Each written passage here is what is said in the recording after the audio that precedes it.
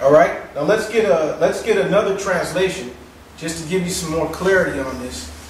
We'll show how some other translations of this book also use age. This is from New English Bible, 1970. 2Esdras chapter 6, verse 8. When will the first age end and the next age begin? He said, the interval will be no bigger than that between Abraham and Abraham, which should be translated Isaac.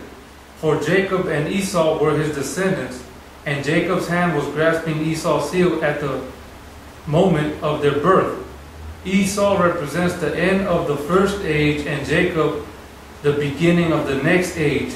Now you see how that's explained a little more clear for you, to where Esau represents the end of the first age, because Esau came out of the womb first, but Jacob came afterwards, and Jacob was the heir. Even though Esau came out first, Jacob was the heir and received the inheritance and the promises. So this is allegorical terms here. All right, get that other translation. This is from the New Revised Standard Version, 1989, verse 9. Now Esau is the end of this age, and Jacob is the beginning of the age that follows. That's verse 9. Go ahead and read verse 10. The beginning of the person is the hand, and the end of the person is the heel. Seek for nothing else, Ezra, between the heel and the hand.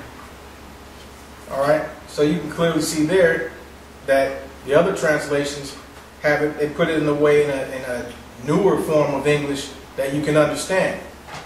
But, you know, you might want to just stick with the King James. I know many of you are King James only.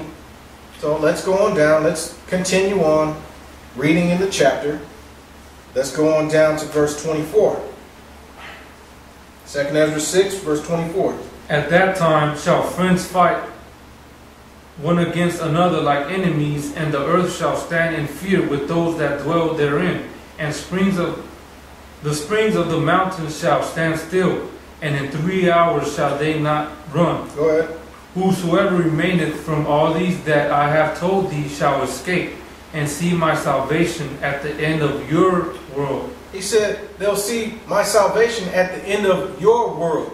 It's the same word, at the end of your age. So we can clearly see this isn't talking about dominions or kingdoms. He told Ezra, your world. All right? Not Esau's world. He didn't say, Esau's going down. He told him your world. All right, let's move on to, let's get some more insight on the symbolism that was used. Now, before we do that, let's continue on throughout the chapter. Let's finish up this chapter. Go on over to verse 38. This is verse 38. And I said, O ruler, thou spakest from the beginning of the creation, even the first day, and says thus, let heaven and earth be made. And thy word was a perfect work. Okay, he's speaking of the first day of creation. All right, going down to 41. This is 41. Upon the second day thou madest the spirit of the firmament, and commandest it to part asunder, and to make a division betwixt the waters, that the one part might go up and the other remain beneath. So if you keep reading on throughout the chapter, he's going to cover the days of creation.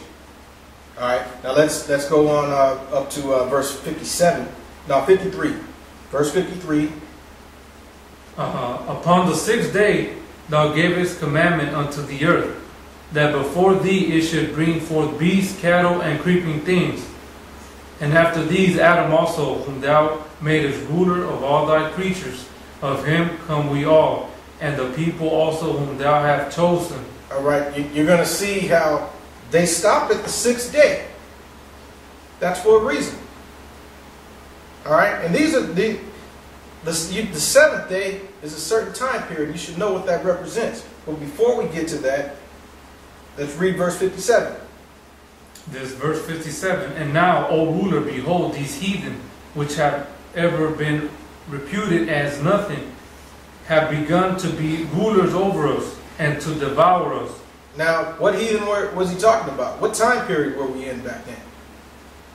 All right, this was they were in captivity. You know, it was the Babylonian captivity. All right, and they weren't in.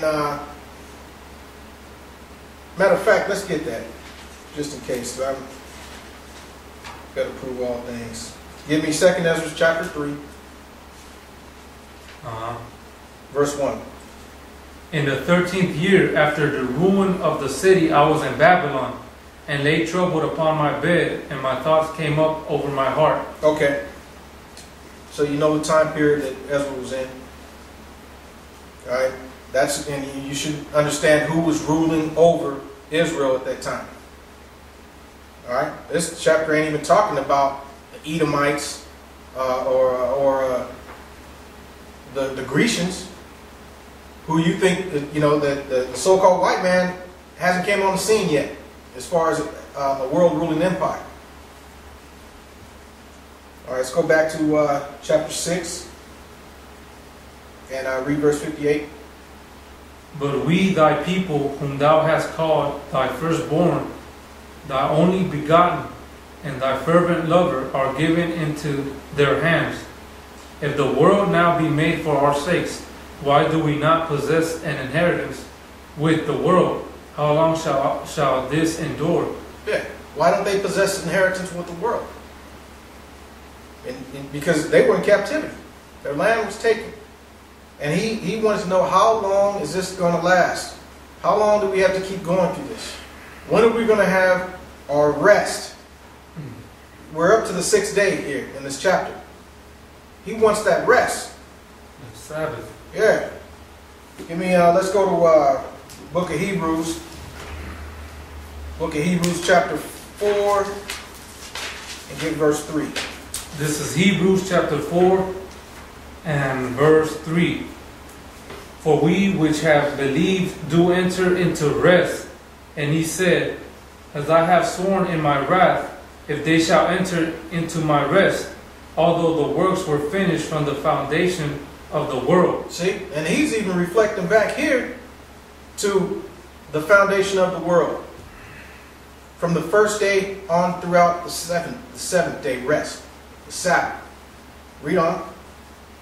For he spake in a certain place of the 7th day, on this wise, and mighty one did rest the 7th day from all his works. Go ahead. And in this place again, if they shall enter into my rest. Go ahead. Seeing therefore it remaineth that some must enter therein, and they to whom it was first preached entered not, and because of unbelief. Okay, so the faith is important when it comes to this. You got to believe that we're going to enter into this rest. All right, let's prove that even further. Let's get Revelation chapter 20. Revelation chapter 20, and you're going to read verse 4. This is Revelation 20 and 4. And I saw thrones, and they sat upon them, and judgment was given unto them. And I saw the souls of them that were beheaded for the witness of Yahshua, and for the word of Yahweh, and which had not worshipped the beast, neither his image, neither had received his mark upon their foreheads or their hands. And they lived and reigned with Messiah 1,000 years. Yeah, that's that Sabbath. We're going to have our rest in. You know, the day that Yahweh is like 1,000 years. We're going to have our rest in. But it's not just going to be for 1,000 years. That's just for a time period. Read the next verse after that. It says, but the rest of the dead lived not again until the 1,000 years were finished. This is the first resurrection. Okay? So it doesn't just end with 1,000 years. Now let's go over to Daniel. Daniel chapter 7. Daniel chapter 7, read verse 18. This is Daniel 7 and 18. But the saints of the Most High shall take the kingdom and possess the kingdom forever, even forever and ever. That's right. So it's going to go on forever. That world or that age will not end. Just a reminder, let's go back and get that first definition of age. This is age, aeon, a period of indefinite duration. The term refers to the past and the future as well as the present. The Hebrew and Greek words occur in various phrases suggesting eternal or everlasting conditions. Yeah, and that second age, referred to as Jacob, is going to be everlasting.